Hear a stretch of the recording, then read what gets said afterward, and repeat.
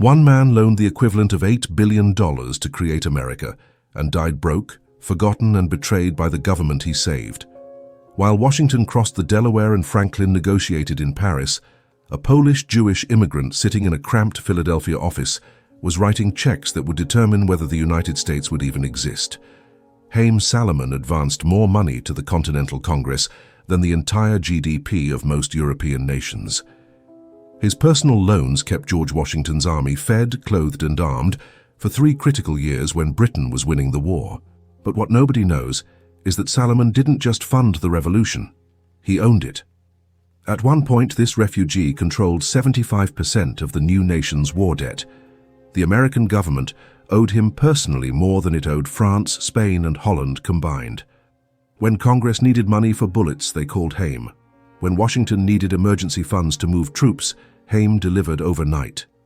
When the treasury was completely empty and defeat seemed certain, one man's signature on a piece of paper saved the revolution.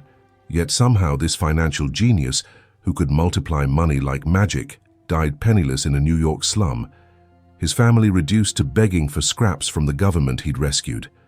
The United States Congress spent 200 years refusing to pay back the Salomon family, claiming the records were lost or insufficient, despite overwhelming evidence that America owed them millions. How does the man who financed America's birth get erased from its history? How does someone who controlled more wealth than Benjamin Franklin, more political influence than Alexander Hamilton, more connections than Paul Revere, disappear so completely that most Americans have never heard his name? The secret behind Haym Salomon's rise and fall reveals the hidden financial machinery that actually created the United States, and the dark truth about what happened to the people who made it possible. This isn't just about one man's money. It's about how America's founding fathers built their revolution on borrowed cash, broken promises, and the sacrifice of the very immigrants who saved them.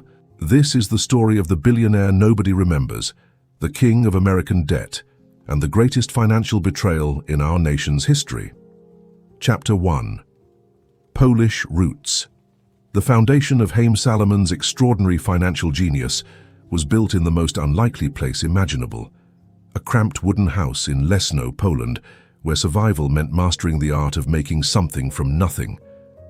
Leszno in 1740 wasn't just poor, it was systematically impoverished. The town's Jewish quarter operated under crushing restrictions that would have destroyed most communities. Jews couldn't own land outside designated areas. They faced special taxes that doubled every few years. They were prohibited from most trades and guilds.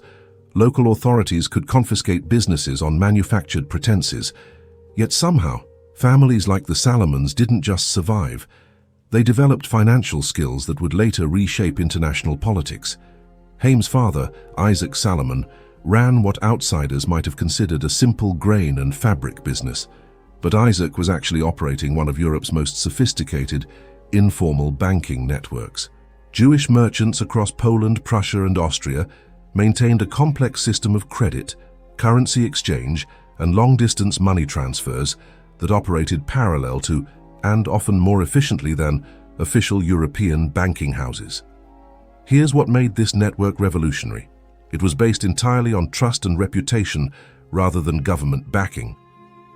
A Jewish merchant in Leszno could write a letter of credit that would be honored in Prague, Vienna, or Frankfurt, because everyone in the network knew that defaulting meant exile from the entire system. Isaac Salomon wasn't just selling grain, he was facilitating international finance through handwritten notes and personal guarantees. Young Haym absorbed this system like a native language. By age 12, he could calculate currency exchange rates between Polish zloty, Austrian thalers, and Prussian groschen in his head. He understood that a merchant's word was more valuable than silver. That reputation could move money faster than horses, and that information about distant markets could generate massive profits for anyone smart enough to act on it first. But Isaac Salomon was teaching his son something even more valuable: how to read people's financial desperation. In 1750s Poland, even wealthy landowners frequently ran short of cash. The feudal economy meant that nobles had massive estates but little liquid money. When harvest failed or wars disrupted trade, aristocrats who owned thousands of acres would quietly approach Jewish moneylenders for emergency loans. Isaac taught Haym to recognize the signs, the quality of someone's clothes versus their willingness to pay high interest, the difference between temporary cash flow problems and fundamental insolvency, the art of pricing risk into loan terms. "Haym," Isaac would say in Yiddish, "a desperate man with good collateral is a gold mine. A confident man with no assets is a trap. Learn to tell the difference, and you'll never be poor." These lessons were being tested constantly. Polish authorities regularly imposed emergency taxes on Jewish communities with 24-hour notice. The Salomon family would receive word that they owed 50 zloty by sunset or face property confiscation. Most families panicked. Isaac treated it as a business problem. He would immediately calculate which of his outstanding loans could be called in, which currencies could be quickly converted, and which merchants in his network might advance money in exchange for future favors. Haym watched his father solve these crises with mathematical precision and diplomatic skill. Isaac never begged or pleaded with Polish officials. He simply presented solutions. "You need 50 zloty? I can provide 60 zloty by 4 p.m. in exchange for a written receipt and 10% annual interest." The tax collectors, who were used to tears and arguments, were so surprised by Isaac's professionalism that they often accepted his terms. By age 16, Haym was handling negotiations himself. His language skills had expanded beyond the family's business needs. He could speak fluent German with Prussian traders, serviceable French with visiting merchants, and was rapidly acquiring English from British business contacts who passed through Leszno's markets. But more importantly, he had developed an intuitive understanding of what would later be called international arbitrage.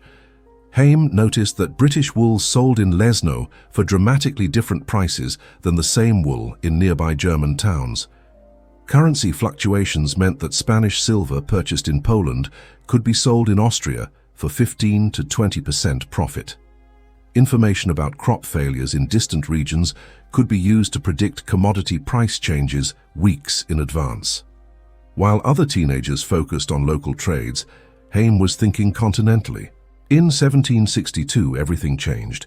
Frederick the Great's armies swept through western Poland, and Leszno found itself in the middle of a war zone. Jewish families faced a brutal choice: flee immediately with whatever they could carry, or risk capture by soldiers who viewed Jewish communities as convenient targets for looting. Most families ran. Isaac Salomon calculated. He liquidated the family's assets with stunning efficiency. Within 3 days, Isaac had converted their grain inventory, fabric stock, and outstanding loans into portable wealth. Gold coins, gemstones, and letters of credit with banking houses in London, Amsterdam, and Frankfurt. The Salomon family didn't flee like refugees. They relocated like international investors. But young Haym was learning something even more valuable than financial technique. He was watching how political instability created massive opportunities for people who could think clearly, while others panicked. While Polish nobles were hiding their silver in wells and merchants were selling goods for whatever they could get, Isaac Salomon was buying discounted assets from desperate sellers and arranging to ship them to markets where prices hadn't collapsed. The war taught Haym that financial skill wasn't just about making money. It was about maintaining independence when governments failed. A family with diversified international assets could survive political upheaval that destroyed entire communities.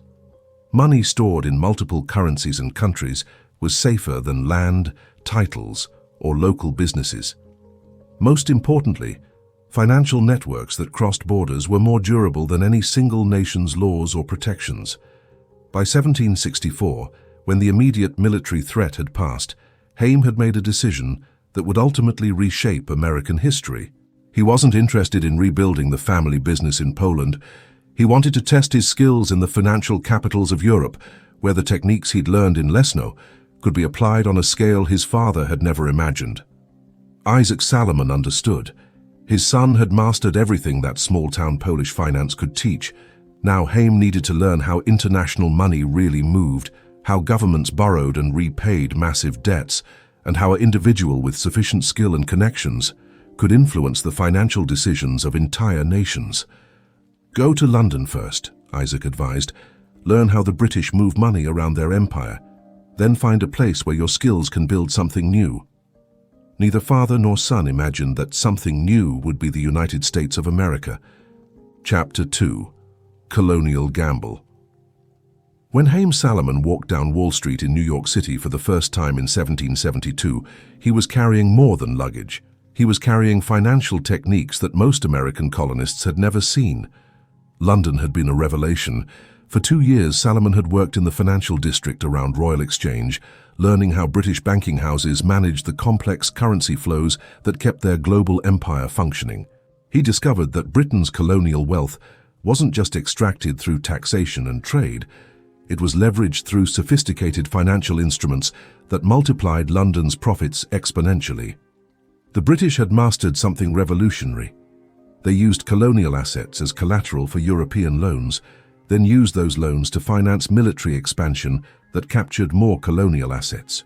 It was a perpetual money machine that generated wealth faster than traditional conquest. Haym realized that whoever controlled colonial finance controlled colonial politics. Britain's power in America wasn't just military, it was mathematical. But New York in 1772 revealed a massive weakness in this system. Colonial merchants were paying outrageous fees for basic financial services because they had no alternatives to British-controlled banks. Currency exchange rates were set arbitrarily by London houses that charged whatever the market would bear. International letters of credit took months to arrange and cost 5 to 10% of the transaction value. Most damaging, American traders had no direct access to European markets. Everything flowed through British intermediaries who added layer after layer of profit skimming. Salomon saw opportunity where other immigrants saw obstacles. His Polish background had taught him to operate financial networks without government backing. His London experience had shown him how international money actually moved. His linguistic skills meant he could communicate directly with Dutch, French, Spanish, and German traders who were eager to do business in America but couldn't navigate the British-dominated system. Within 6 months, Salomon had opened a brokerage office at 22 Wall Street, a narrow 3-story building that would become the unofficial center of non-British finance in colonial America. His business model was elegantly simple: offer American merchants the same financial services they were getting from British banks, but faster, cheaper, and with direct access to European markets. The results were staggering. Salomon could convert currencies at rates that saved American traders 15 to 20% compared to British banks. He arranged international letters of credit in weeks rather than months. Most importantly, he established direct trading relationships between American merchants and European suppliers, cutting British middlemen out of transactions worth thousands of pounds. But Salomon wasn't just competing with British banks. He was building an alternative financial infrastructure that operated completely outside British control. His breakthrough innovation was what we would now call correspondent banking. Salomon established formal relationships with banking houses in Amsterdam, Frankfurt, Paris, and Madrid, creating a network that could move money from New York to Europe without touching British institutions. A New York merchant could deposit Spanish silver with Salomon on Monday and have equivalent credit available in Amsterdam by Friday, faster than British banks could process routine paperwork.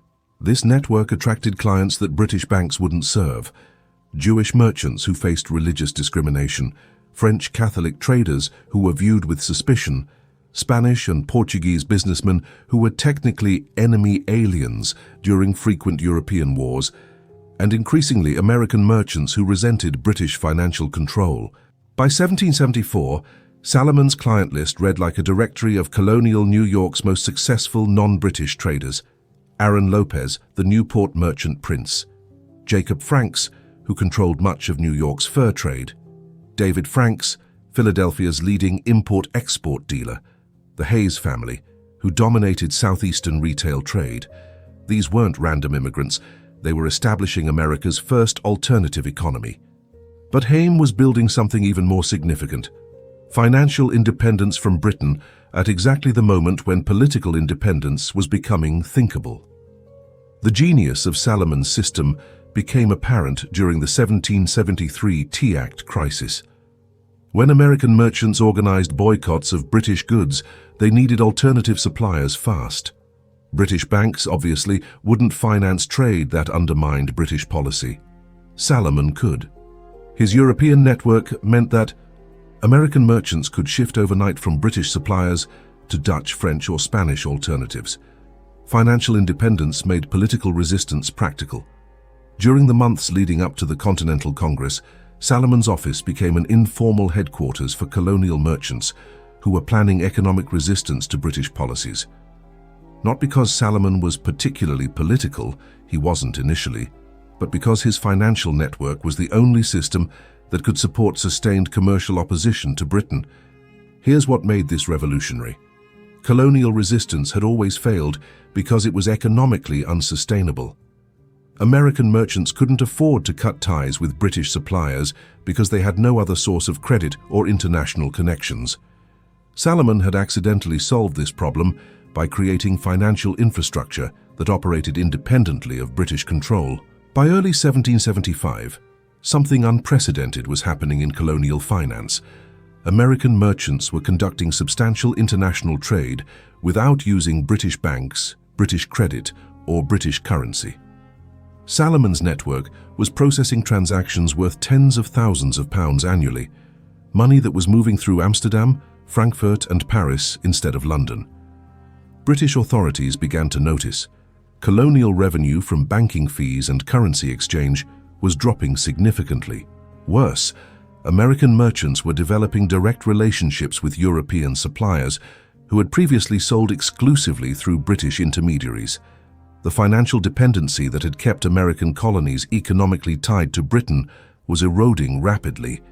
But Salomon was creating something even more dangerous to British interests. He was proving that complex international finance could operate efficiently without British oversight. Every successful transaction through his network demonstrated that American merchants didn't need London banks to conduct global business. Financial independence was beginning to seem achievable. The political implications were obvious to anyone paying attention. A colonial economy that could function independently of British finance could potentially support political independence from British rule. Salomon's business success was accidentally providing the economic foundation for American Revolution. When fighting broke out in Lexington and Concord, Haym Salomon faced a decision that would determine not just his personal future, but the financial viability of American independence. British authorities were beginning to crack down on non-British financial networks, viewing them as tools of political resistance. Salomon could close his European connections, limit his business to British-approved transactions, and maintain his profitable but restricted colonial practice. Or he could bet everything on the impossible dream that a collection of rebellious British colonies could somehow transform themselves into an independent nation. The choice seemed obvious. British rule was backed by the world's most powerful navy, the most sophisticated financial system, and military experience that spanned the globe. The Continental Congress was backed by enthusiasm, desperation, and absolutely no money.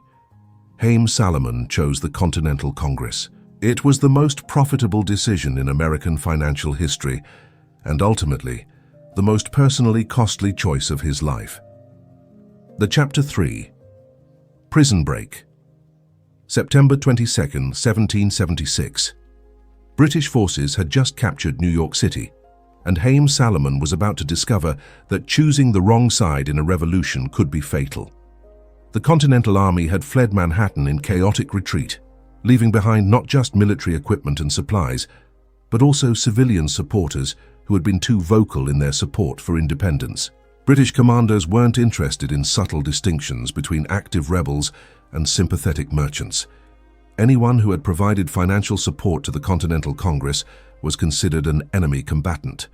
Salomon's name was prominently featured on British arrest lists. His brokerage office had facilitated thousands of pounds worth of transactions for known rebels. His correspondence with European banking houses contained references to American independence and colonial self-determination that British authorities viewed as evidence of treason. Most damaging, his financial network had enabled American merchants to maintain trade relationships while boycotting British goods, a clear act of economic warfare against the Crown. At 6 a.m. on September 23rd, British soldiers surrounded Salomon's Wall Street office.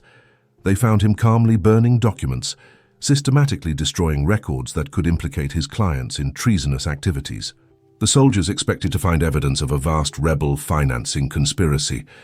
Instead, they discovered something far more dangerous: a Jewish immigrant who understood British military finance better than most British officers. The irony was immediate and devastating. Captain Thomas Hughes, who led the arrest team, needed someone who could handle currency exchange and financial logistics for British forces occupying New York. The city was flooded with British troops who needed to convert their British pay into local currency, arrange international money transfers, and navigate complex exchange rates between British pounds, Spanish silver, and various colonial currencies. Hughes had just arrested the one man in New York who could solve all of these problems instantly. The pragmatic solution was obvious: force Salomon to provide financial services to British forces while keeping him under constant surveillance as a suspected traitor. It was elegant, efficient, and completely underestimated the man they were trying to control. Haym Salomon spent the next 18 months as a prisoner employee, working from a guarded office in British military headquarters, processing financial transactions for the army that was trying to destroy the cause he supported. During the day, he calculated exchange rates and arranged international transfers for British officers. During the night, he planned the most sophisticated financial espionage operation in American history. Salomon's prison was actually a unique intelligence opportunity. As the primary financial intermediary for British forces in New York, he had access to information that Continental commanders desperately needed. He knew how much Britain was spending to maintain their American military presence, which suggested how long they could sustain the war effort. He knew which international banks were extending credit to British operations, which revealed potential pressure points for diplomatic intervention. Most importantly, he knew exactly how British forces moved money around their global empire. But extracting this intelligence required a network that could operate under intensive British surveillance. Salomon's breakthrough was recognizing that his legitimate business activities could serve as cover for intelligence gathering. British officers needed to send money to family members in London, arrange payment for military supplies purchased from European manufacturers, and convert captured American currency into usable British funds. Every transaction provided opportunities to gather strategic information while appearing to serve British interests loyally. The system Salomon developed was masterfully subtle. When British officers requested international transfers, he would ask routine questions about timing, recipients, and purposes that revealed broader patterns of British strategy. Currency exchange calculations required him to track supply shipments, troop movements, and spending priorities. Correspondence with European banking houses gave him insight into Britain's war financing and international diplomatic pressure. Within 6 months, Salomon had assembled a comprehensive picture of British financial vulnerability that Continental commanders had never possessed. Britain was spending approximately $400,000 monthly to maintain forces in America, equivalent to roughly $2 billion annually in modern terms. They were financing this through loans from Dutch and German banking houses at interest rates that were steadily increasing as European creditors became nervous about British overextension. Most crucially, Salomon discovered that British forces in America were operating on thin financial margins. They had enough funding to maintain current operations for perhaps 18 months, but any significant military expansion or extended campaign would require additional European loans that were becoming increasingly difficult to arrange. This intelligence needed to reach Continental commanders immediately, but communicating with rebel forces while under British surveillance required extraordinary sophistication. Salomon's solution exploited the international nature of his legitimate business. His correspondence with European banking houses was routine and expected. British censors reviewed his outgoing letters, but they were looking for obvious treasonous content, not coded financial intelligence. Salomon developed a system where routine business communications contained embedded intelligence about British financial activities. A letter to Amsterdam banking house about currency exchange rates would include seemingly innocent references to increased demand for London drafts, that actually indicated British troop buildups. Correspondence about international transfer fees could communicate intelligence about British supply shipments.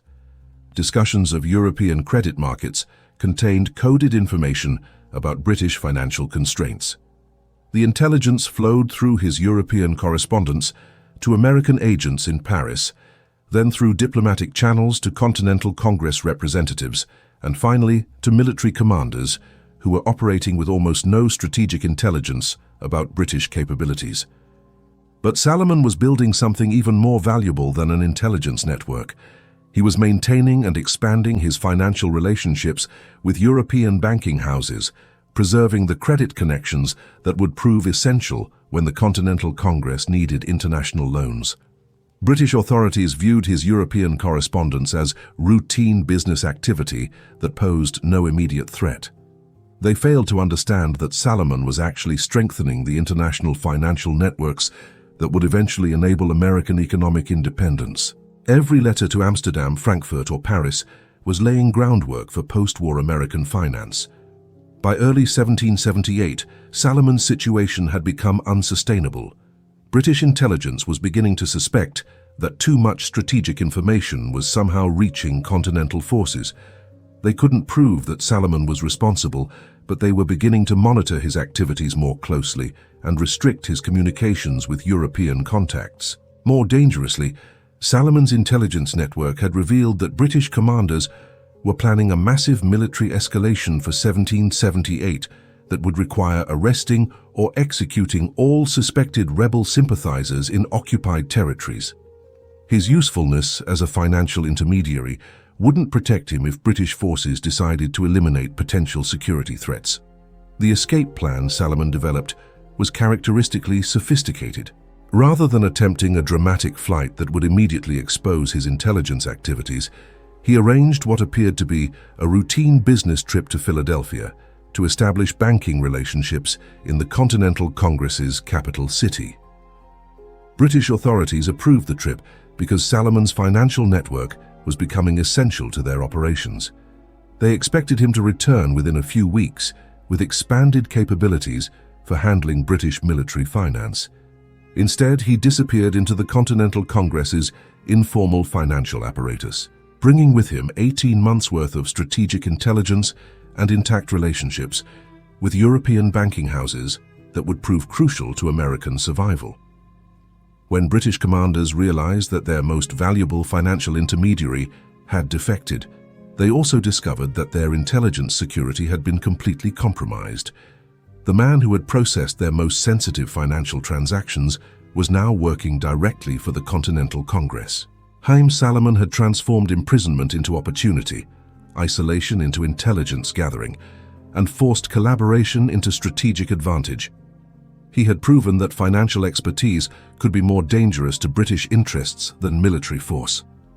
Now he was about to discover how much financial warfare the Continental Congress could actually afford. Chapter 4: Secret Network. When Haym Salomon walked into Robert Morris's Philadelphia office in August 1778, he was carrying intelligence that would reshape American strategy and financial resources that the Continental Congress had never imagined possible. Robert Morris, the unofficial Superintendent of Finance for the Continental Congress, was drowning in an impossible situation. The Congress had no authority to tax, no established credit with European banks, and no sustainable system for financing military operations that were consuming approximately $5 million annually, money they simply didn't have. American currency was collapsing so rapidly that Continental soldiers were refusing paper money as payment, demanding food, clothing, or silver instead. Morris had been funding the revolution through personal loans, arbitrary seizures of private property, and increasingly desperate appeals to state governments that were often broke themselves. The system was failing catastrophically, and everyone involved knew that financial collapse would end American independence before British military might could. Salomon's arrival changed everything. His European banking connections meant that Continental Congress could potentially access international credit markets that had been completely closed to American government representatives. His intelligence about British financial limitations revealed strategic opportunities that American military commanders hadn't recognized. Most importantly, his network of Jewish and international merchants represented a completely untapped source of domestic financing for continental operations. But Salomon had something even more valuable: a plan for financing American independence that didn't depend on congressional authority, state cooperation, or international diplomacy. The system he proposed was brilliantly simple. Instead of the Continental Congress attempting to negotiate massive loans from European governments, which viewed American independence as a dubious investment, Salomon would arrange private financing through his network of international merchants and banking houses. These loans would be secured by individual guarantees from American political leaders rather than formal government backing. The beauty of this approach was that it bypassed all the political and diplomatic obstacles that had made traditional government-to-government financing impossible. European bankers who wouldn't loan money to the rebellious British colonies would loan money to Robert Morris personally, or to other individual American leaders who could provide adequate collateral or personal guarantees. Morris immediately grasped the revolutionary implications. American independence could be financed privately, using international capital markets, without requiring formal recognition of American sovereignty by European governments. Financial independence could precede political independence by years, providing the economic foundation necessary to win military independence. Within weeks, Salomon had arranged the first major international loan to American independence fighters, 20,000 French livres advanced by a Paris banking house against Robert Morris's personal guarantee. The transaction was structured as private commercial credit rather than political financing, which meant it didn't violate French neutrality, while still providing desperately needed funds for continental operations. But this initial success was just a proof of concept. Salomon was building something far more ambitious: the first comprehensive alternative financing system for a revolutionary government. His network now included banking houses in Amsterdam, Frankfurt, Paris, Madrid, and London that were willing to advance credit for American operations. Jewish merchants in Newport, New York, Philadelphia, Charleston, and Savannah who could provide domestic financing and logistical support. International traders who could supply military equipment and supplies in exchange for future payment guarantees. Most importantly, European manufacturers who would accept American agricultural products as collateral for current loans. The system operated like an 18th century version of modern shadow banking. Transactions were structured as private commercial deals rather than government financing. International connections were maintained through established merchant networks rather than diplomatic channels. Risk was distributed among dozens of individual lenders rather than concentrated in major government institutions. By early 1779, Salomon was processing financial transactions for continental operations that totaled more than $500,000 annually, roughly equivalent to $50 million in modern terms. The Continental Congress was fighting British Empire using private credit arranged by a Polish Jewish immigrant who had been in America for less than 7 years. The sophistication of Salomon's operations became apparent during the 1779 British assault on Charleston. Continental forces defending the city needed immediate supplies and reinforcements, but official supply lines were completely disrupted. Traditional financing would have required congressional approval, state cooperation, and months of diplomatic negotiations. Salomon's network delivered in 72 hours.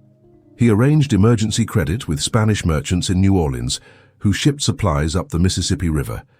He coordinated with Jewish merchants in Charleston, who provided local financing and logistical support. He managed currency conversions and international transfers that enabled supplies to flow from Europe, the Caribbean, and other American regions without using British-controlled shipping or financial networks.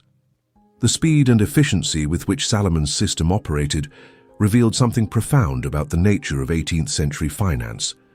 Private merchant networks could move money, goods, and information faster than government institutions because they operated on personal relationships rather than bureaucratic procedures. Trust and reputation could substitute for legal enforcement. Profit motives could align international cooperation more effectively than political treaties. But Salomon was creating something even more strategically valuable. He was proving that American financial independence was achievable without British institutional support.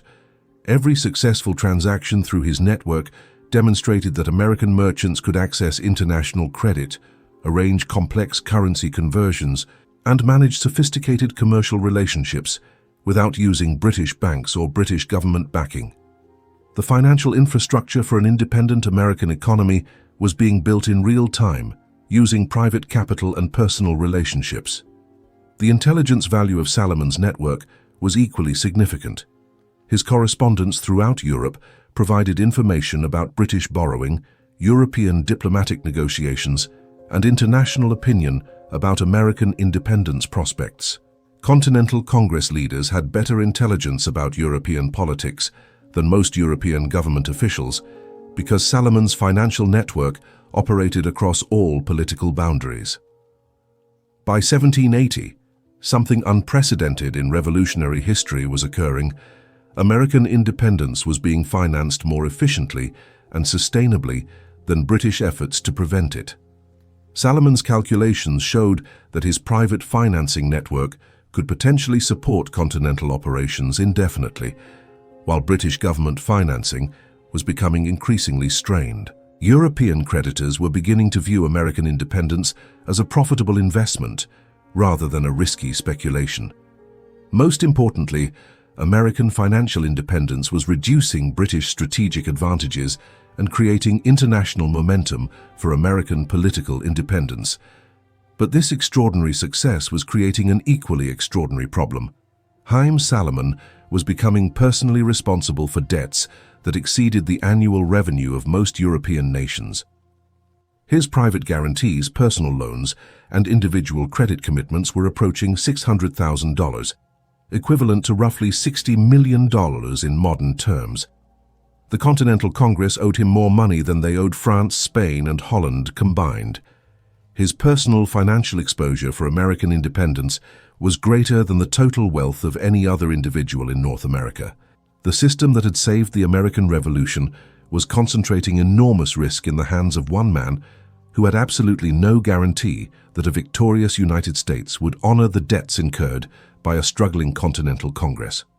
Haym Salomon had created the financial infrastructure for American independence. Now he was about to discover whether American gratitude was as reliable as his European credit connections. Chapter 5. Revolutionary Banker. By January 1781, Haym Salomon had become the most powerful financial figure in American politics and the most vulnerable man in the new nation. From his modest office at 22 Wall Street, now relocated to Philadelphia, Salomon was processing transactions that would determine whether George Washington's army survived the winter, whether Continental Congress could continue operating, and whether American independence would succeed or collapse under the weight of impossible debt. His signature on financial documents carried more weight than congressional resolutions because he could actually deliver the money that resolutions promised. The numbers were staggering by any measure. Salomon's network was providing approximately 60% of all financing for continental operations. His personal loans to individual congressional leaders exceeded $400,000. His credit relationships with European banking houses had enabled imports worth over $1 million in military supplies, food, and essential goods. The Continental Congress was more financially dependent on one Polish Jewish immigrant than on any state government, any European ally, or any other single source of support. But the really extraordinary aspect of Salomon's influence was how deeply it penetrated American political decision-making. Congressional leaders consulted him before making strategic decisions, because he understood the financial implications better than anyone else in American government. Military commanders coordinated with him before planning major operations because his network could determine whether adequate supplies would be available. State governors negotiated with him directly when their local governments needed emergency financing because he could provide resources faster than congressional appropriations. Salomon had become America's de facto central banker, Treasury Secretary, and International Finance Minister, rolled into one private citizen who operated without official title, government salary, or legal authority. His daily operations revealed the incredible complexity of financing revolutionary government.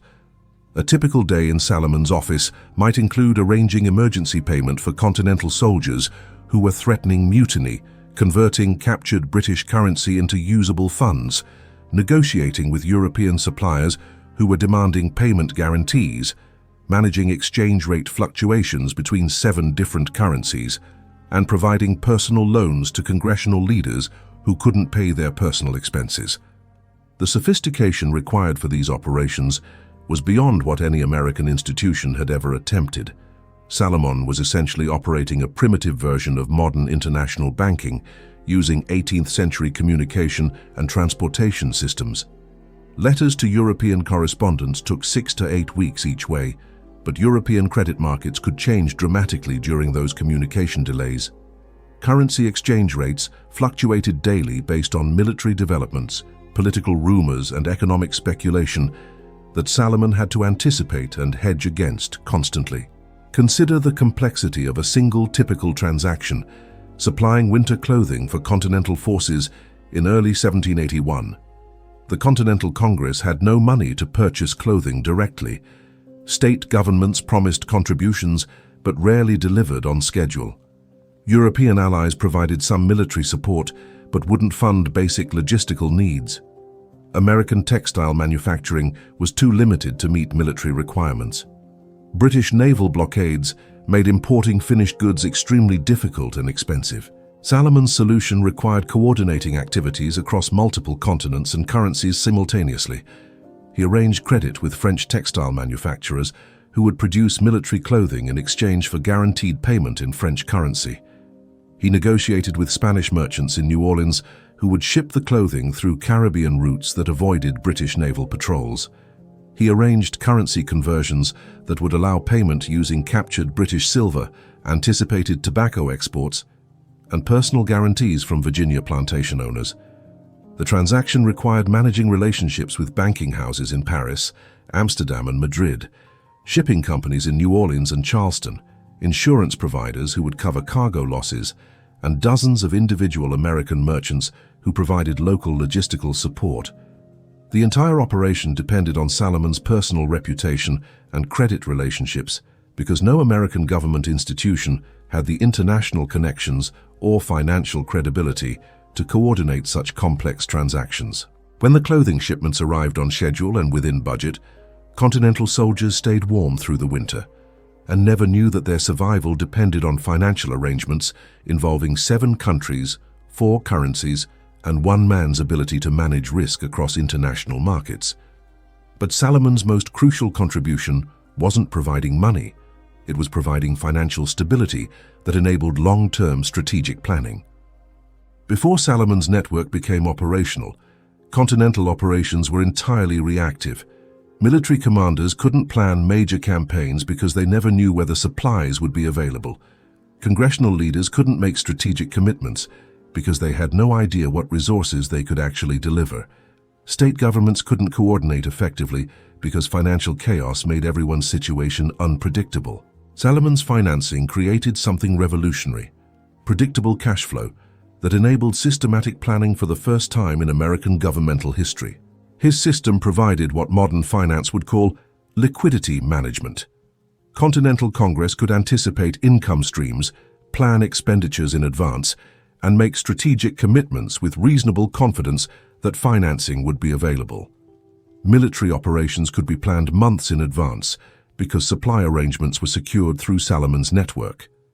International diplomacy became more effective because American negotiators could make credible offers backed by actual financial resources. For the first time since independence was declared, American government operations were based on systematic financial planning rather than constant crisis management.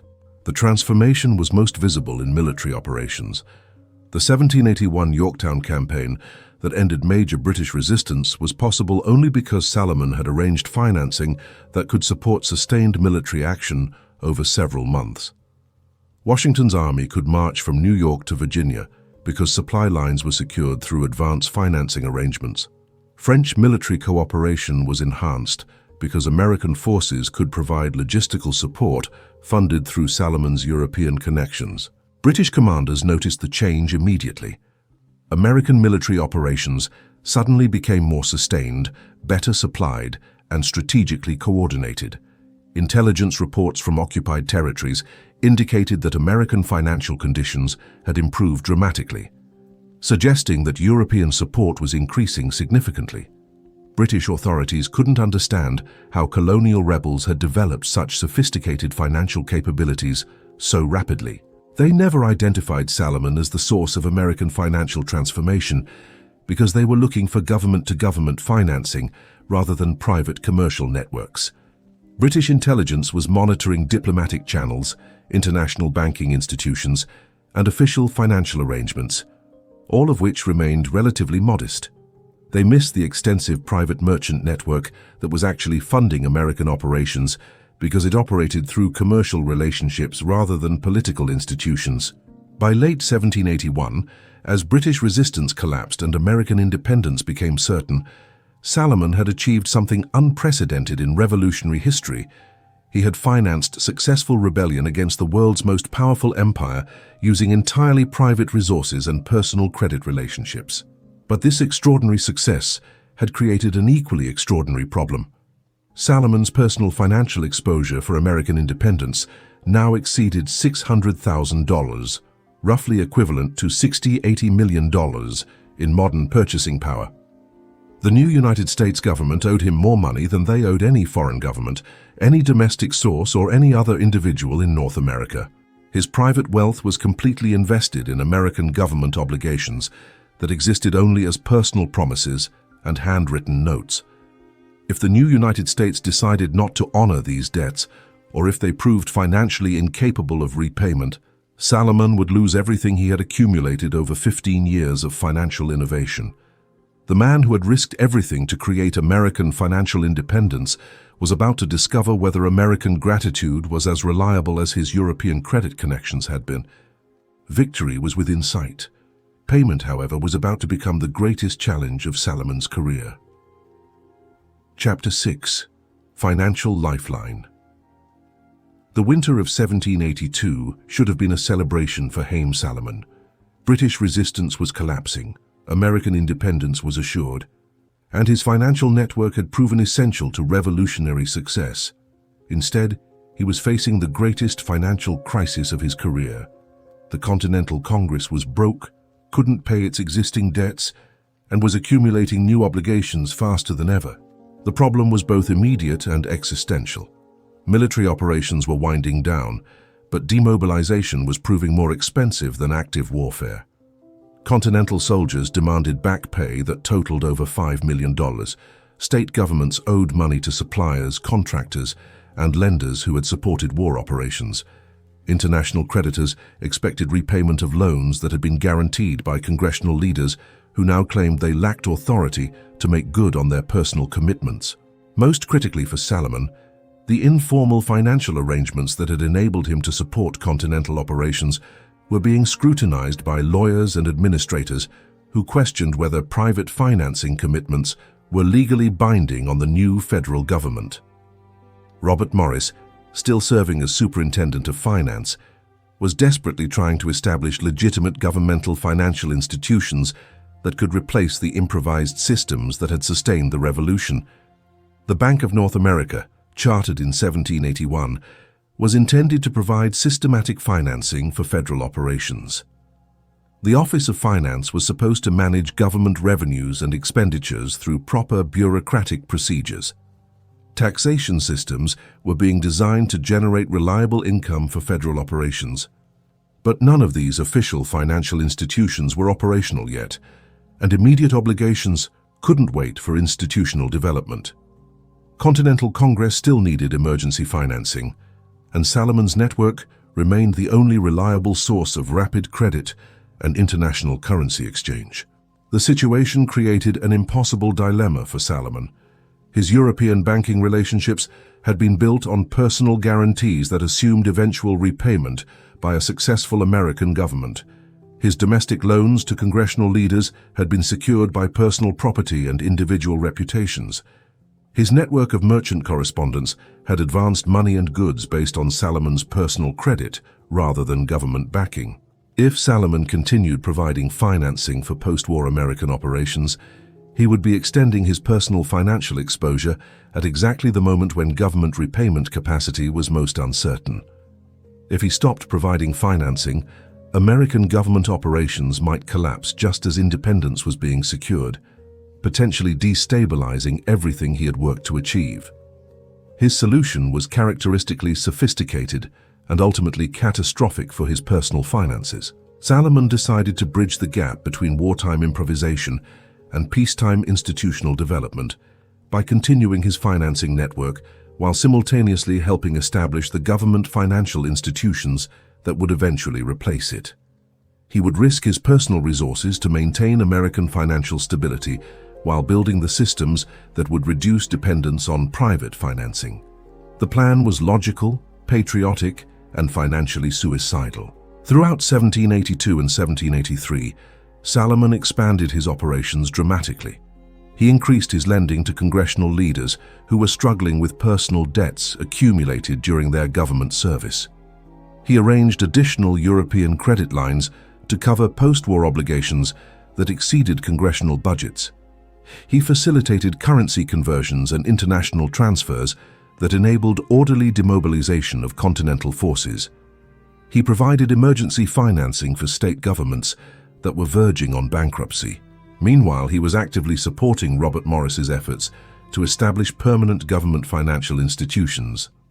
Salomon subscribed to significant amounts of Bank of North America stock, providing capital for the new institution's operations. He advised on currency policy and international finance regulations. He shared his European correspondent relationships with government officials who were trying to establish formal diplomatic and financial connections. Most importantly, he was training American government officials in international finance techniques that he had developed during his revolutionary operations. The irony was profound. Salomon was systematically teaching American government representatives how to perform the financial functions that had made him indispensable, while continuing to provide financing that made their learning process affordable. He was working himself out of his most important role while assuming financial risks that grew larger every month. By mid-1783, his calculations showed that American government entities owed him personally over $650,000, an amount that exceeded the annual revenue of most European nations. His European creditors were owed additional amounts that he had guaranteed on behalf of American government operations. His domestic merchant network had advanced goods and services worth hundreds of thousands of additional dollars based on his personal credit relationships. Salomon had become the single largest creditor to the United States government, with personal financial exposure that represented approximately 10% of total American government debt. But the new American financial institutions were struggling to achieve the efficiency and international connectivity that Salomon's private network had demonstrated. The Bank of North America lacked correspondent relationships with European banking houses. Government financial offices couldn't process international transactions with the speed that military operations had required. Bureaucratic procedures created delays and complications that private merchant networks had avoided through personal relationships and reputation-based credit. American government officials were discovering that replacing Salomon's private financial network with institutional alternatives was far more difficult than anyone had anticipated. During this transition period, Salomon found himself in an increasingly paradoxical position. Government officials simultaneously considered him essential for ongoing operations and problematic for long-term institutional development. His private network could solve immediate financial problems faster than government institutions, but his effectiveness highlighted the limitations of official American financial capabilities. Congressional leaders privately acknowledged that Salomon's network remained crucial for international finance and emergency credit, while publicly promoting government financial institutions that were supposed to reduce dependence on private financing. Treasury officials relied on his expertise and connections while developing policies designed to minimize private involvement in government finance. The fundamental tension was becoming clear. American financial independence from Britain required sophisticated institutional capabilities that didn't yet exist. Salomon's private network provided those capabilities, but permanent dependence on private financing was politically unacceptable for a revolutionary government that had fought for democratic self-determination. By late 1783, this tension was creating serious problems for everyone involved. European creditors were beginning to demand clarification about whether American government obligations were backed by government resources or Salomon's personal guarantees. Domestic merchants were questioning whether post-war transactions had the same security as wartime financing. Congressional leaders were struggling to distinguish between legitimate government debts and private obligations that shouldn't be federal responsibilities. Salomon's financial exposure was becoming a liability for American financial credibility, rather than an asset. His extensive lending to government officials created potential conflicts of interest that undermined public confidence in financial decision-making. His international connections were viewed with suspicion by Americans who worried about foreign influence on domestic policy. His efficiency made government financial institutions appear incompetent by comparison. The man who had saved American financial independence was becoming a problem for American financial development. As 1784 began, Salomon faced a devastating choice: gradually reduce his involvement in American government finance and accept massive financial losses on outstanding loans, or continue extending credit to maintain American financial stability while risking complete personal financial collapse. The choice seemed impossible. Reducing his involvement might destabilize American government operations at a critical moment in the new nation's development. Continuing his involvement might bankrupt his personal finances and destroy the network that had sustained American independence. Haym Salomon had spent 6 years building the financial infrastructure that created the United States. Now he was about to discover what happened to that infrastructure's creator when the United States no longer needed him. Chapter 7: Government Puppeteer. By 1784, Haym Salomon wielded more day-to-day influence over American government operations than any elected official, any cabinet member, or any foreign diplomat, and virtually no American citizen realized it. His control wasn't dramatic or visible.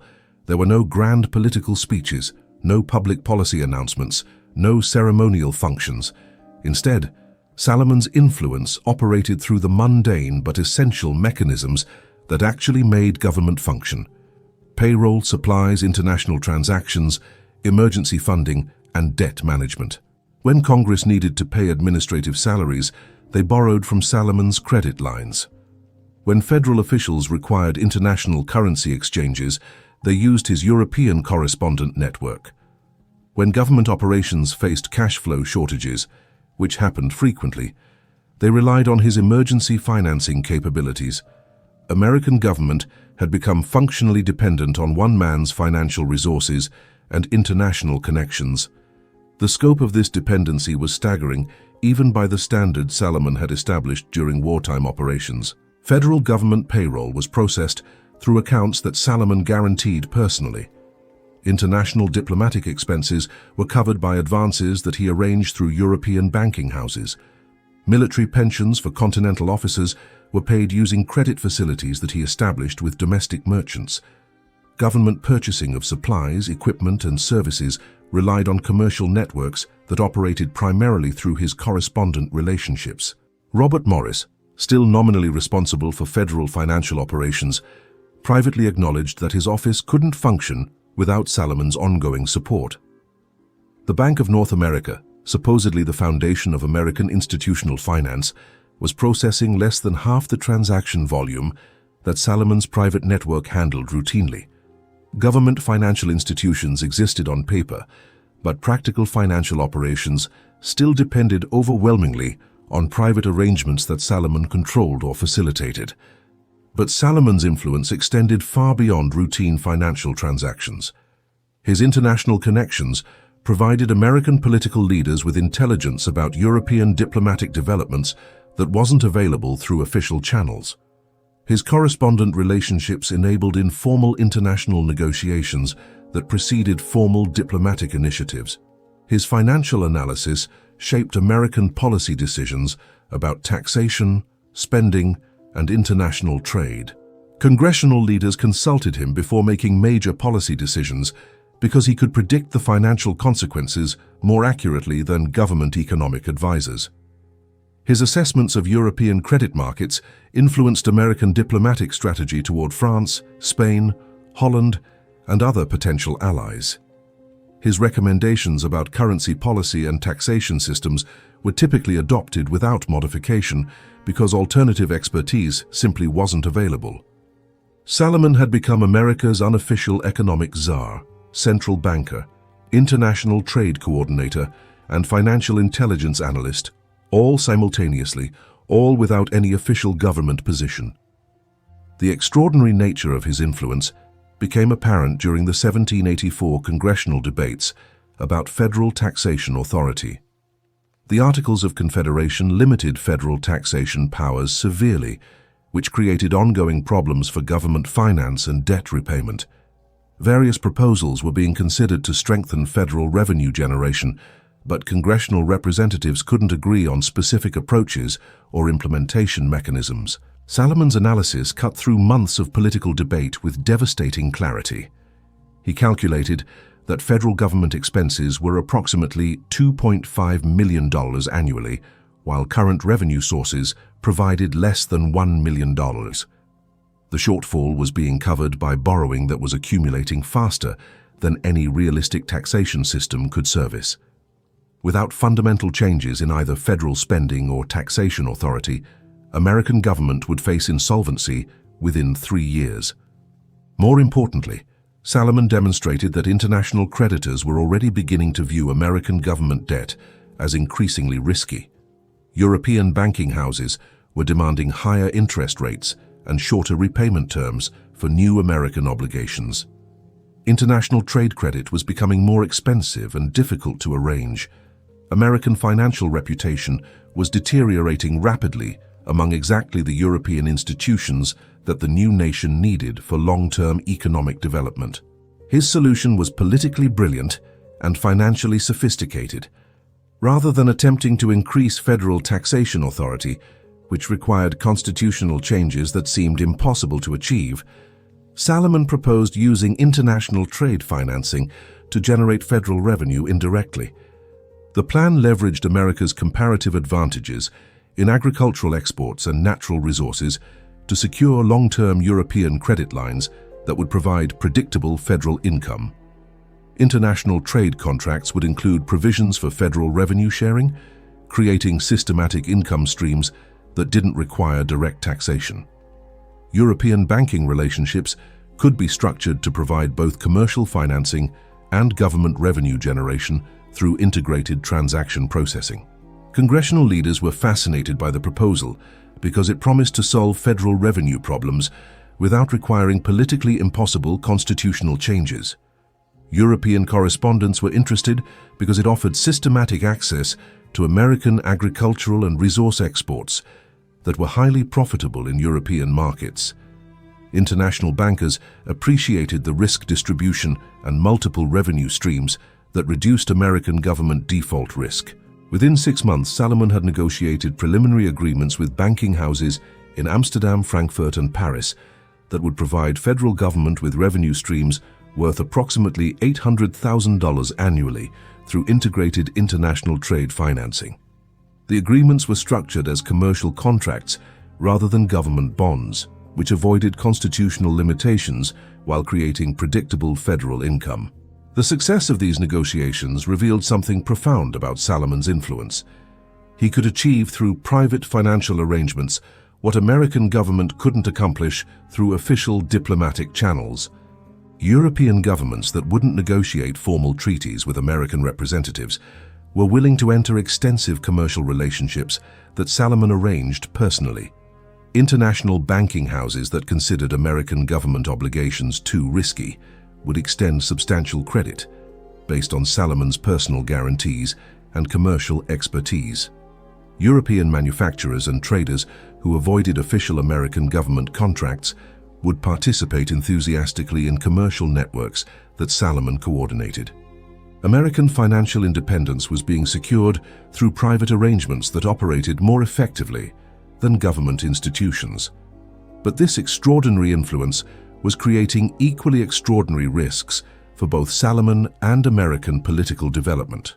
His personal financial exposure was approaching $700,000, roughly equivalent to $7,100 million in modern terms.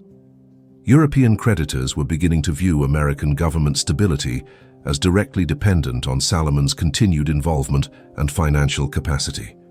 Domestic political leaders were becoming uncomfortably aware that essential government operations depended on one individual's private resources and personal relationships. More troubling, Salomon's effectiveness was highlighting fundamental weaknesses in American institutional development. Government financial institutions couldn't replicate the efficiency, international connectivity, or transaction capabilities that his private network provided routinely. American diplomatic capabilities were inferior to the international relationships that he maintained through commercial activities. Federal revenue generation was less effective than the income streams he could arrange through private financial innovation. The new United States was demonstrating impressive political independence while remaining financially dependent on systems that operated outside democratic oversight and institutional accountability. By late 1784, this contradiction was becoming politically unsustainable. American political leaders were simultaneously grateful for Salomon's indispensable support and concerned about the implications of depending so heavily on private financial arrangements that they couldn't control or fully understand. The tension was about to create the greatest crisis of Salomon's career and the most shameful episode in early American financial history. Chapter 8. Debt King, December 1784. Haym Salomon opened his account books and confronted a number that would have terrified any other financier in America: $658,007 in outstanding loans to the United States government, with additional guaranteed obligations approaching $200,000. He personally controlled more American government debt than France, Spain, and Holland combined. But the truly staggering aspect of Salomon's position wasn't the absolute amount of his government lending. It was the percentage of total federal obligations that he held personally. Analysis of government debt records revealed that Salomon controlled approximately 75% of all non-European American government debt. The United States owed him more money than they owed to their own states, their domestic suppliers, and all other private creditors combined. Haym Salomon had become the single largest creditor to the United States of America. His lending portfolio read like a directory of American political leadership. James Madison owed him $1,200 for personal expenses during his congressional service. Thomas Jefferson had borrowed $500 to cover diplomatic costs. Edmund Randolph owed $800 for legal fees and living expenses. Alexander Hamilton had received multiple advances totaling $1,500 for personal and official purposes. Even George Washington had borrowed $300 for miscellaneous expenses during the presidency transition. Beyond individual loans, Salomon had guaranteed payment for federal government operations that totaled hundreds of thousands of dollars. Military pensions, administrative salaries, international diplomatic expenses, federal office costs, and routine government purchasing were being funded through credit arrangements that he had secured personally with European banking houses and domestic merchants. The scope of his financial involvement in American government operations was unprecedented in modern financial history. No individual before or since has controlled such a large percentage of national government debt while maintaining such extensive operational involvement in daily government finance. But Salomon wasn't just holding government debt, he was actively creating it. His ongoing financing of federal operations was generating new government obligations faster than existing debts were being repaid. Emergency loans for unexpected expenses, advances for international transactions, guarantees for commercial contracts, and credit arrangements for routine operations were adding approximately $15,000, $20,000 monthly to total government debt levels. The mathematics were becoming alarming. At current accumulation rates, total American government debt to Salomon would exceed $1 million within 2 years. Interest obligations alone would require federal budget allocations that exceeded current government revenues. Debt service would consume such a large percentage of federal resources that essential government operations might become financially impossible. More problematically, Salomon's lending was creating dangerous concentrations of financial risk for both himself and American government stability. His personal wealth was almost entirely invested in American government obligations. European banking relationships that he had developed over 15 years were increasingly committed to American government financing. His domestic merchant network was extending credit based primarily on government debt securities that might prove uncollectible. If American government defaulted on obligations to Salomon, the resulting financial cascade could destroy the entire alternative financial infrastructure that had sustained American independence. Conversely, if Salomon's personal finances collapsed, American government operations would face immediate crisis because no alternative financing sources had equivalent capacity or international connectivity. The interdependence had become so extensive that Salomon's financial stability and American government stability were practically identical. Either both succeeded together or both failed together. European observers were beginning to comment on this unusual situation. French diplomatic reports noted that American financial independence appeared to depend heavily on private arrangements with Jewish banking interests that operated outside normal government oversight. British intelligence analysts suggested that American government stability could potentially be undermined by targeting specific private financiers rather than attacking government institutions directly. Spanish merchants who had extended credit through Salomon's network were requesting clarification about whether their contracts were with American government entities or with Salomon personally. Dutch banking houses were demanding explicit government guarantees for obligations that had previously been secured by Salomon's personal commitments. International confidence in American financial management was being undermined by growing awareness that government operations depended so heavily on private arrangements that might not be sustainable long-term. Domestic political leaders were equally concerned about the implications of Salomon's financial dominance. Congressional representatives worried that depending so extensively on one individual's credit created potential conflicts of interest that could compromise policy independence. Treasury officials questioned whether government financial operations should rely so heavily on private networks that operated according to commercial priorities rather than public policy objectives. Alexander Hamilton, who was emerging as a leading advocate for stronger federal financial institutions, privately expressed concern that Salomon's effectiveness was preventing development of government capabilities that would be essential for long-term American financial independence. As long as private arrangements could solve immediate financial problems, there was limited political pressure to invest in institutional alternatives that might be more appropriate for democratic governance. The situation was creating a fundamental contradiction in American financial development. Salomon's private network provided capabilities that government institutions couldn't match, but permanent dependence on private financing was incompatible with democratic accountability and institutional self-sufficiency that revolutionary political theory demanded. By early 1785, this tension was generating serious political pressure for reducing government dependence on Salomon's financing, regardless of the practical consequences. Several congressional representatives were advocating for systematic repayment of obligations to private creditors, starting with the largest debt holders. Robert Morris was developing plans for government financial institutions that would provide alternatives to private merchant networks. State governments were being urged to assume greater responsibility for federal financing to reduce dependence on private credit sources.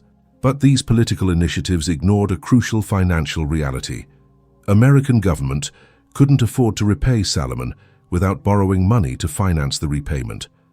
Total obligations exceeded current federal revenues by such enormous margins that debt reduction would require either massive taxation increases or additional borrowing that would worsen the underlying financial situation. More fundamentally, American government operations had become so dependent on Salomon's ongoing financing that immediate repayment would create operational crisis even if funding were available. His network processed routine transactions, managed international currency exchanges, facilitated commercial relationships, and provided emergency credit capabilities that government institutions simply couldn't replicate quickly. Reducing dependence on Salomon's financing would require years of institutional development that couldn't occur without continued private financial support during the transition period. The mathematics were brutal. American government needed Salomon's continued financing to develop the capabilities that would eventually eliminate the need for his financing. But continued financing would increase his debt holdings and political influence to levels that were becoming democratically unacceptable. Haym Salomon had created an impossible situation. He was simultaneously essential for American financial survival and problematic for American political development. The man who had enabled American independence was becoming an obstacle to American institutional growth. As 1785 progressed, it was becoming clear that this contradiction couldn't be sustained indefinitely. American government would eventually need to choose between financial stability and political independence from private financial control. The choice they made would determine not just Salomon's personal fate, but the fundamental character of American financial institutions for generations to come. Chapter 9. Broken Promises. January 6, 1785. Haym Salomon died suddenly in his Philadelphia home, leaving behind a widow, 4 young children, and financial records that documented the United States government owed his estate $658,007, equivalent to approximately $80 million in modern purchasing power. The circumstances of his death remain mysterious. Salomon was 44 years old, apparently healthy, and actively managing extensive financial operations that required constant attention. Some accounts suggest tuberculosis, others indicate exhaustion from overwork, and a few whisper about the possibility that stress from mounting financial pressure contributed to his sudden collapse. What isn't mysterious is what happened immediately after his death. The United States government began systematically denying that they owed the Salomon family anything. Within weeks of Salomon's funeral, congressional leaders were claiming that his loans had been personal arrangements with individual officials rather than legitimate government obligations. Treasury administrators argued that his financing had been speculative investments that carried inherent risk of loss rather than secured government debt. Legal advisors suggested that documentation of his transactions was insufficient to prove government liability for repayment. The speed and coordination of these denials suggest that American political leaders had been planning to repudiate Salomon's claims even before his death. Rachel Salomon, his widow, found herself in an impossible situation. Her husband's estate consisted almost entirely of government debt obligations that officials were now claiming didn't exist. Their home, their business assets, their savings, everything was tied up in loans and guarantees that had financed American independence, but were now being treated as worthless paper. The family's financial situation collapsed overnight. Rachel was left with 4 children under age 12, no income sources, and debt obligations to European creditors who had advanced money based on her husband's personal guarantees.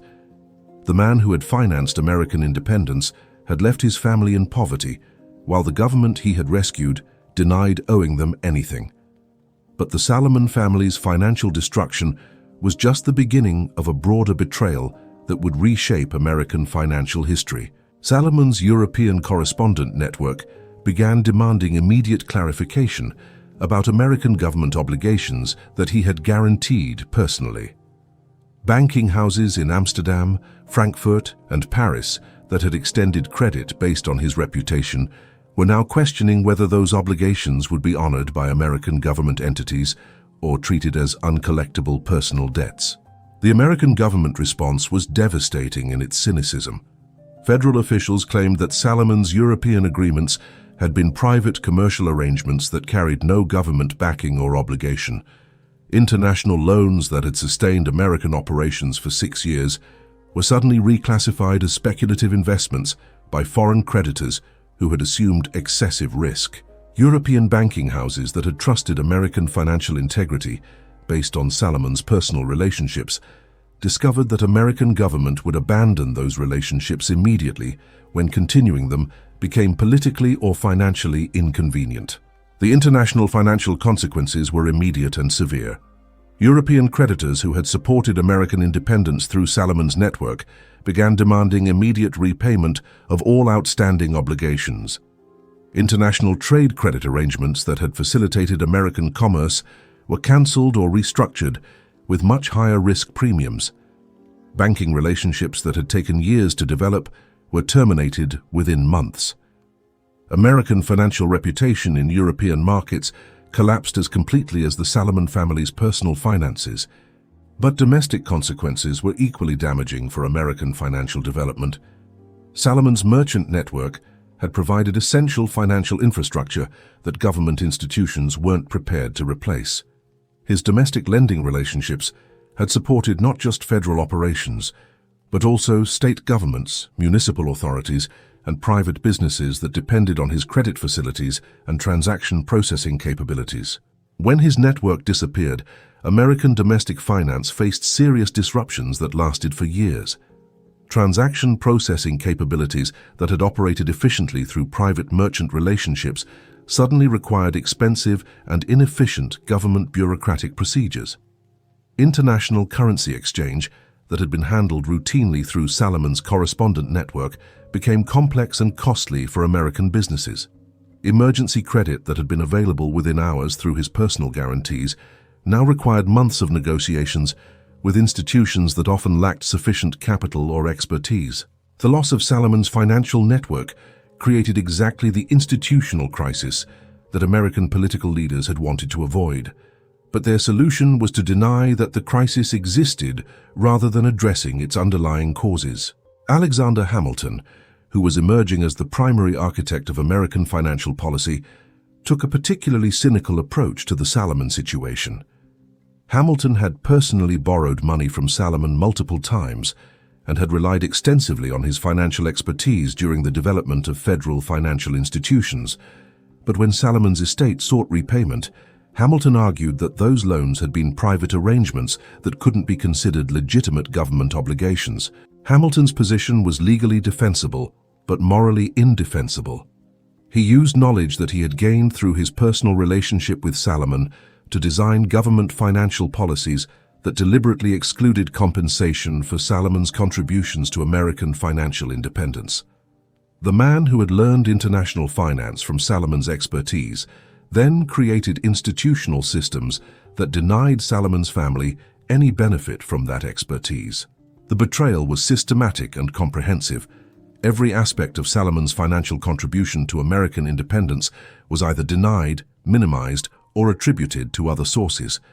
Congressional records that documented his loans were declared insufficient evidence of government obligation. Treasury accounts that showed his financing were reclassified as private commercial transactions.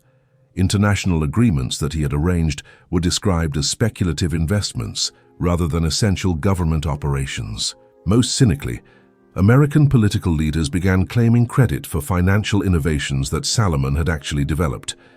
The international correspondent banking relationships that became the foundation of American foreign trade were described as government initiatives rather than private merchant networks. Currency management techniques that Salomon had pioneered were attributed to federal financial institutions. Even specific financing arrangements that he had created were retroactively claimed as examples of early American financial sophistication.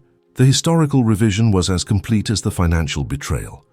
Salomon's role in American independence was being systematically erased from official records and public memory, while his family struggled with poverty that resulted directly from their financial sacrifice for American independence. But the most devastating aspect of this betrayal was how it established precedents for American government treatment of inconvenient creditors and political allies. The Salomon case demonstrated that American government would abandon financial obligations when honoring them became politically or economically difficult.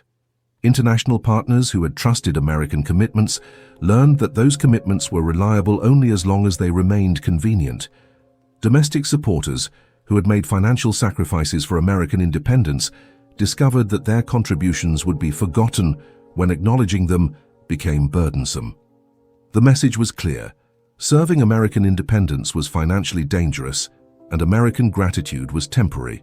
Rachel Salomon spent the remaining 40 years of her life fighting for recognition of her husband's contributions and repayment of the family's financial losses.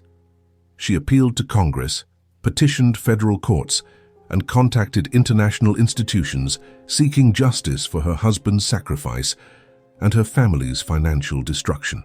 Every appeal was rejected, every petition was denied, every request for compensation was dismissed with legal technicalities that obscured the fundamental moral issue.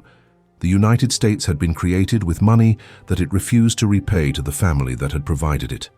The Salomon betrayal became the foundation of American financial policy toward inconvenient creditors and politically problematic allies. The precedent established in 1785 would be repeated throughout American history whenever honoring financial or political commitments became difficult or expensive. Haym Salomon had financed American independence and made American financial institutions possible. His reward was poverty for his family and historical erasure for his contributions. Chapter 10. Forgotten Patriot. For 237 years, the United States government has maintained one of the most shameful cover-ups in American financial history: the systematic denial and erasure of Haym Salomon's contribution to American independence. Rachel Salomon died in 1827, after spending 42 years seeking acknowledgement of her husband's financial sacrifice and repayment of the family's losses. She had appealed to 7 different presidents, petitioned Congress 23 times, and provided detailed documentation of her husband's loans and guarantees to federal, state, and individual American political leaders. Every request was denied. Every appeal was rejected. Every piece of evidence was dismissed as insufficient or irrelevant. The Salomon family's fight for recognition didn't end with Rachel's death. Her children and grandchildren continued seeking justice through the 19th century, presenting increasingly sophisticated legal arguments and historical evidence that documented Haym Salomon's essential role in American financial independence. In 1850, Salomon's son, Haym Salomon, presented Congress with a comprehensive analysis of his father's financial contributions that included European banking correspondence, transaction records, and testimony from surviving Continental Congress members who confirmed the essential nature of his loans and guarantees. The documentation was so extensive and convincing that several congressional committees recommended partial compensation for the family's losses. Every recommendation was blocked by political leaders who argued that acknowledging Salomon's contributions would create precedents for other speculative claims against the federal government.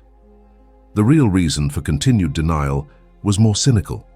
Acknowledging Salomon's role would require admitting that American independence had depended heavily on private financing from sources that early American political leaders had systematically betrayed and abandoned.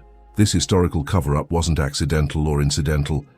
It was deliberate policy designed to protect American political mythology from uncomfortable truths about how independence was actually achieved and financed. The standard narrative of American revolutionary financing emphasizes government-to-government loans from France and Spain, congressional fiscal responsibility, and the financial wisdom of political leaders like Alexander Hamilton and Robert Morris. This narrative portrays American independence as the result of democratic institutions and diplomatic skill rather than private financial networks and personal credit relationships. Acknowledging Salomon's role would undermine this mythology by revealing that American government institutions were financially incompetent, that democratic decision-making was often ineffective for complex financial operations, and that American independence succeeded because of private financial innovations rather than government policy wisdom. More problematically, acknowledging Salomon's contributions would require confronting the anti-Semitic attitudes that influenced American political leaders throughout the early national period. Contemporary documents reveal that many American political leaders viewed Jewish financial involvement in government operations as politically dangerous and morally questionable. Thomas Jefferson wrote privately about concerns regarding Jewish financial influence on American policy. Alexander Hamilton expressed worry about dependency on foreign financial networks that might compromise American independence. Even George Washington occasionally questioned whether extensive private financing created inappropriate political obligations. These attitudes weren't unusual for 18th century political figures, but they help explain why American leaders were so eager to deny and forget Salomon's contributions after they were no longer essential for immediate survival. The systematic historical erasure of Salomon's role reflects broader patterns of American political mythology that emphasize institutional wisdom while minimizing individual contributions that don't fit convenient narratives. But the consequences of this historical cover-up extended far beyond the Salomon family's personal injustice. The denial of his contributions established precedents for American government treatment of inconvenient financial relationships and international commitments that shaped American financial policy for generations. The principle established in the Salomon case that American government could abandon financial obligations when honoring them became politically or economically difficult, became a recurring pattern in American international relations. Indigenous nations that had provided military support during American expansion were abandoned when their continued alliance became inconvenient. European creditors who had financed American development were repudiated when repayment became politically unpopular. International agreements that had served American interests were violated when maintaining them became economically costly. The Salomon precedent taught international partners that American financial and political commitments were reliable only as long as they remained convenient for American interests. Domestically, the Salomon betrayal established that private financial support for government operations carried enormous risk of repudiation when political circumstances changed. This precedent discouraged private involvement in government financing and contributed to the development of American financial institutions that deliberately minimized private sector participation in public finance. The long-term consequences were profound. American financial development was shaped by institutional approaches that avoided the private sector relationships that had proven essential for revolutionary success. International financial relationships were structured to minimize American government obligations to private creditors. Government financial operations were designed to reduce dependence on individual expertise and personal credit relationships. In effect, the betrayal of Haym Salomon shaped American financial institutions to prevent anyone from ever achieving similar influence or facing similar risk. But perhaps the most tragic aspect of the Salomon case is how completely his contributions were erased from American historical memory. By 1850, most Americans had never heard of Haym Salomon. By 1900, his name had disappeared from most historical accounts of American independence. By 1950, even Jewish American historical organizations had limited knowledge of his role in revolutionary financing. The man who had financed American independence had been systematically deleted from the story of American independence. This erasure wasn't accidental. It was the result of deliberate decisions by historians, politicians, and educational institutions who found Salomon's story inconvenient for American national mythology. Acknowledging that American independence had depended on one individual's private financial network undermined narratives that emphasized institutional wisdom and democratic decision-making. Recognizing that the most important financier of American independence was a Jewish immigrant complicated stories that portrayed American success as the result of Anglo-Protestant political culture. Admitting that American government had betrayed its most important financial supporter raised uncomfortable questions about American moral character and institutional reliability. It was easier to forget Haym Salomon than to confront the implications of his story. The few modern attempts to acknowledge Salomon's contributions have been limited and superficial. A postage stamp in 1975, a small monument in Chicago, occasional mentions in specialized historical publications. These token gestures serve primarily to demonstrate how thoroughly his actual role has been forgotten rather than providing meaningful recognition of his contributions. In 2008, the Salomon family's descendants made one final attempt to secure congressional recognition of their ancestors' role in American independence. They presented comprehensive documentation, historical analysis, and legal arguments that definitively established Haym Salomon's essential contributions to American financial independence. Congress acknowledged the historical evidence but declined to provide compensation or formal recognition, arguing that too much time had passed for remedial action to be appropriate. The real reason for continued denial remains the same as it was in 1785. Acknowledging Salomon's role would require confronting uncomfortable truths about American historical mythology, institutional reliability, and moral character that American political leaders prefer to avoid. Haym Salomon financed American independence and made American financial institutions possible. His reward was betrayal, historical erasure, and 237 years of systematic denial by the government he helped create. The United States owes its existence to a man most Americans have never heard of, and its government continues to deny that debt today. Chapter 11. Modern Legacy. The story of Haym Salomon didn't end with his death in 1785, or even with his family's decades-long fight for recognition. His financial innovations became the invisible foundation of modern American capitalism, and his betrayal established patterns that continue shaping how America treats inconvenient allies and financial partners today. Walk into J.P. Morgan Chase, Bank of America, or any major financial institution, and you're seeing systems that operate on principles Salomon pioneered 245 years ago. The correspondent banking networks that enable instant international transfers. Salomon created the first version in 1778 to move Continental Congress funds from European creditors to American military operations. Multi-currency arbitrage that generates billions in trading profits. Salomon was calculating exchange rate differentials between British pounds, Spanish silver, and French gold to finance George Washington's army. The sophisticated risk management that allows banks to lend trillions while maintaining stability. Salomon developed these techniques when he was guaranteeing more American government debt than any individual in history, while maintaining liquid European credit lines for emergency operations. But the most profound aspect of Salomon's modern legacy isn't his financial innovations.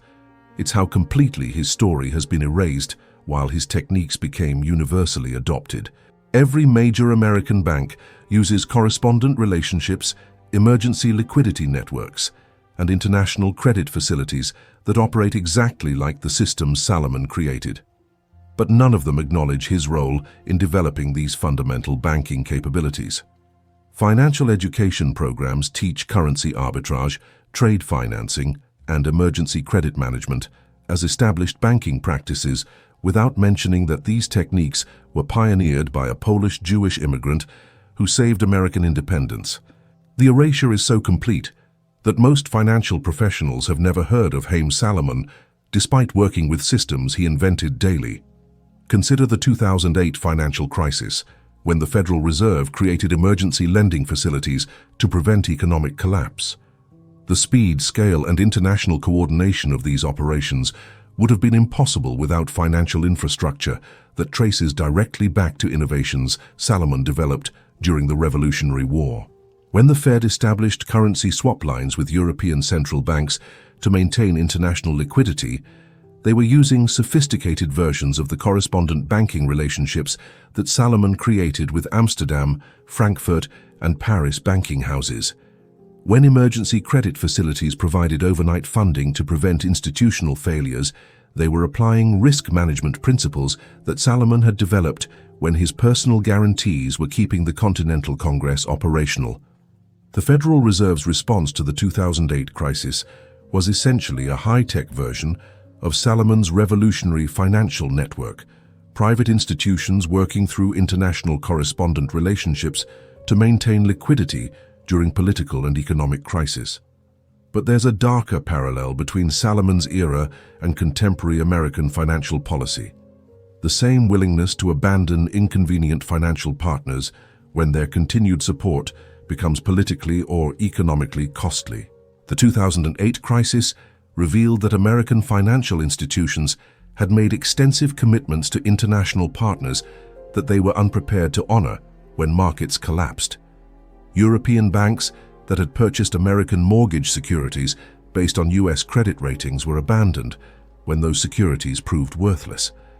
International investors who had trusted American financial oversight discovered that American regulatory agencies would prioritize domestic political interests over international financial obligations. The pattern established in the Salomon case, use international financial relationships when convenient, abandon them when they become burdensome, continues shaping American financial policy in ways that damage long-term international credibility. More recently, American financial sanctions and international banking restrictions have demonstrated how quickly the United States will weaponize financial relationships that took decades to develop. International banks that had built extensive correspondent relationships with American institutions found those relationships terminated overnight based on political decisions that ignored commercial considerations and contractual obligations. The message to international financial partners remains the same as it was in 1785.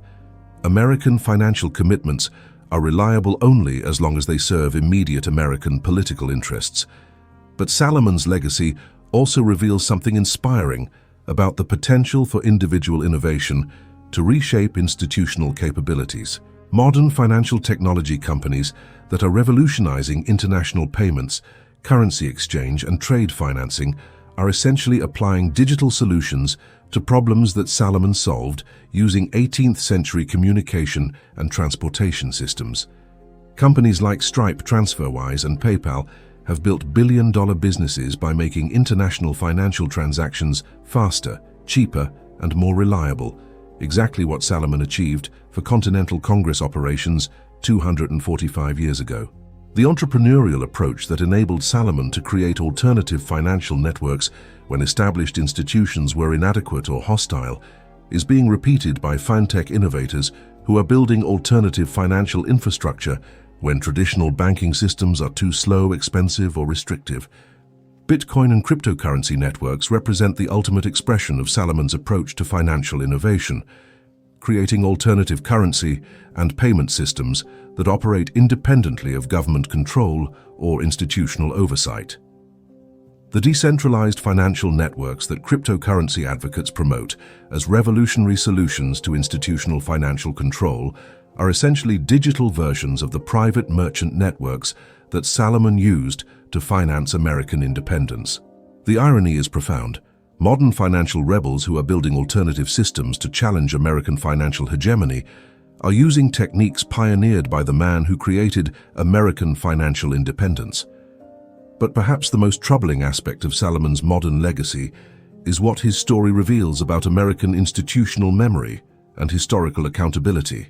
In 2019, when Congress debated financial reparations for historical injustices, several representatives referenced the Salomon case as an example of how the United States had systematically refused to acknowledge legitimate financial obligations to politically inconvenient creditors. The response from congressional leadership was identical to responses from 1850, 1900, and 1950. Too much time had passed for remedial action to be appropriate. This consistent refusal to acknowledge historical financial injustices establishes that American institutions are incapable of learning from their own moral failures. The same patterns of denial, historical revision, and institutional abandonment that characterized the Salomon betrayal continue operating today because American political culture has never confronted the fundamental ethical problems that case revealed. The United States continues making international financial commitments that it may abandon when honoring them becomes politically difficult. American institutions continue building relationships with international partners while maintaining policies that prioritize domestic convenience over contractual reliability. American financial education continues teaching techniques and systems without acknowledging the individuals whose innovations made those systems possible. Most significantly, American historical education continues perpetuating narratives that emphasize institutional wisdom while erasing evidence of individual contributions that contradict convenient political mythology. The Salomon case demonstrates that American institutions are structurally incapable of acknowledging uncomfortable truths about their own origins and development. This institutional dishonesty undermines international confidence in American reliability and domestic confidence in American moral authority. But there's also hope in Salomon's legacy for individuals who are willing to risk everything to build something better. Every immigrant entrepreneur who develops innovative solutions to institutional problems is following Salomon's example. Every financial innovator who creates alternative systems when established institutions are inadequate is applying his approach. Every individual who sacrifices personal security to enable systemic improvement is demonstrating the same commitment that made American independence possible. Salomon's story proves that individual capability and moral commitment can overcome institutional limitations and political obstacles that seem insurmountable. His financial genius changed world history despite operating from a cramped office with no official authority and no institutional backing. The lesson isn't that individuals should expect recognition or compensation for their contributions. Salomon's betrayal demonstrates how dangerous that expectation can be. The lesson is that individual innovation can reshape institutional capabilities in ways that outlast the innovators themselves. Haym Salomon's financial techniques continue enabling international commerce, government finance, and private enterprise 245 years after his death. His innovations became more durable than the institutions that betrayed him, more influential than the political leaders who denied him, and more essential than the historical narratives that erased him. The ultimate measure of his success isn't whether American institutions acknowledged his contributions. It's whether his innovations continued improving human capabilities for international cooperation, economic development, and financial stability. On that measure, Haym Salomon achieved immortality. His legacy lives in every international transaction, every currency exchange, every emergency credit facility, and every financial innovation that makes global commerce possible. The United States owes its financial capabilities to a man it refuses to remember, but his influence on American development and global financial development continues growing regardless of American institutional dishonesty. History remembers Haym Salomon even when American institutions forget him. His legacy shapes modern finance even when financial education ignores him. His innovations continue enabling international cooperation even when American foreign policy abandons the principles he represented. That's the ultimate vindication, being more essential to American development than the American institutions that betrayed you. So we've seen how one Polish Jewish immigrant's financial genius created the United States of America, and how the nation he saved systematically destroyed his family and erased his contributions from history. Today, 239 years after Haym Salomon's death, the financial techniques he pioneered form the foundation of modern international banking. Correspondent banking networks, private credit arrangements, currency arbitrage, international trade financing, and emergency liquidity management. These sophisticated financial tools that Salomon developed to finance American independence became the building blocks of contemporary global finance. Walk into any major bank today, and you'll see systems that operate on principles Salomon established in a cramped Philadelphia office in 1778.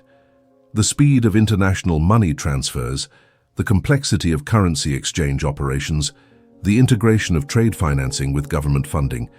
These capabilities that modern financial institutions consider routine were revolutionary innovations when Salomon created them to save American independence. But there's a deeper irony in Salomon's story that reveals something troubling about American character and institutional memory. The same financial innovation that made American independence possible also made American betrayal of its creator politically convenient. Salomon's effectiveness in building alternative financial networks meant that American government could abandon him without immediately catastrophic consequences. His success in creating institutional capabilities made his personal contributions easier to deny and forget. The very efficiency of his financial innovations enabled American leaders to claim credit for his achievements, while repudiating responsibility for his compensation. This pattern, using private innovation to build public institutions, then abandoning the innovators when their contributions become politically inconvenient, became a recurring theme in American development. Indigenous allies who provided crucial military support were abandoned when their continued alliance became burdensome. Immigrant communities that provided essential labor and expertise were excluded when their social integration became controversial. International partners who enabled American expansion were repudiated when their continued support became expensive. The Salomon precedent established that serving American interests was financially and politically dangerous because American gratitude was temporary and American institutional memory was selective. But perhaps the most disturbing aspect of Salomon's story is what it reveals about American willingness to sacrifice moral principles for political convenience. The evidence of Salomon's contributions to American independence is overwhelming and incontrovertible. Congressional records, Treasury documents, personal correspondence, international banking records, and testimony from dozens of contemporary witnesses confirm that his financing was essential for American survival during the Revolution and crucial for American institutional development afterward. American denial of these contributions isn't based on insufficient evidence or legitimate legal questions about obligation and compensation. It's based on deliberate political decisions to prioritize convenient historical mythology over historical accuracy and moral responsibility. The same American political culture that celebrates individual achievement, entrepreneurial innovation, and immigrant success systematically erased the story of an immigrant entrepreneur whose individual achievement made American independence possible. The same American legal system that emphasizes property rights, contract enforcement, and financial accountability refused to acknowledge legitimate debt obligations when paying them became politically difficult. The same American educational system that emphasizes historical accuracy and critical thinking perpetuates historical narratives that deliberately exclude inconvenient evidence about how American institutions were actually created. These contradictions reveal something profound about American character. Our national identity is built on principles we're unwilling to apply consistently when doing so becomes uncomfortable or expensive. Yet Salomon's story also reveals something inspiring about the possibility of individual impact on historical development. One person's expertise, creativity, and willingness to take extraordinary risks changed the course of world history. A Polish Jewish immigrant with no official government position, no inherited wealth, and no institutional authority created the financial infrastructure that enabled the birth of the United States. His personal decisions about currency exchange, international lending, and emergency financing determined whether George Washington's army survived, whether the Continental Congress continued functioning, and whether American independence succeeded or failed. Individual capability and commitment proved more powerful than government institutions, military force, or diplomatic negotiation in determining the outcome of the American Revolution. Salomon's financial innovations were more important for American independence than most military victories, more crucial than most diplomatic initiatives, and more essential than most political decisions. One man's understanding of international finance proved decisive for creating the most important political development of the 18th century. This demonstrates something remarkable about historical change. Sophisticated expertise applied with strategic wisdom can have consequences that dwarf armies, governments, and political movements. But Salomon's story also serves as a warning about the personal costs of historical significance. Changing the course of history often requires sacrificing personal security, financial stability, and family welfare for uncertain outcomes and unreliable recognition. The same capabilities that enable extraordinary historical impact also create extraordinary vulnerability to betrayal, abandonment, and historical erasure. Haym Salomon saved American independence, but lost everything in the process. His financial genius created the United States, but destroyed his family's financial security. His innovations built American financial institutions, but eliminated his personal role in American financial development. The question that remains after 239 years is whether American institutions have learned anything from this betrayal of their most important financial founder. Recent American financial crises suggest that the same patterns of institutional denial, historical revision, and moral abandonment that characterized the Salomon case continue to shape American financial policy and political culture. So the question isn't just about historical justice for one remarkable individual and his family. It's about whether American institutions can acknowledge uncomfortable truths about their own origins and development. Whether we're willing to confront the gap between American mythology and American reality. Whether American gratitude can be more reliable than American convenience. Whether historical accuracy can matter more than political comfort. The United States owes its existence to Haym Salomon's financial genius and personal sacrifice. Whether America ever acknowledges that debt says more about our national character than about his historical importance.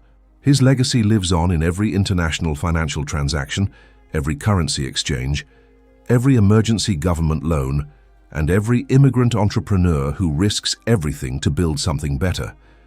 The question is whether we're worthy of that legacy. Thanks for spending your Sunday learning about real American history instead of convenient American mythology.